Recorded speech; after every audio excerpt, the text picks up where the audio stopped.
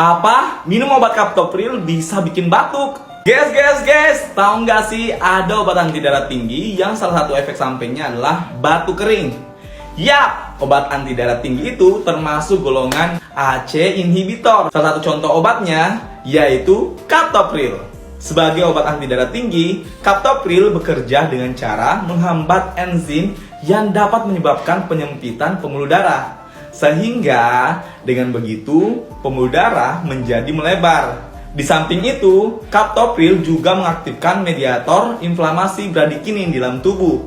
Sehingga dengan begitu jumlah bradikinin di dalam tubuh ini meningkat. Bradikinin akan merangsang kemoreseptor yang ada pada saluran nafas dan menimbulkan rasa tergelitik dan gatal.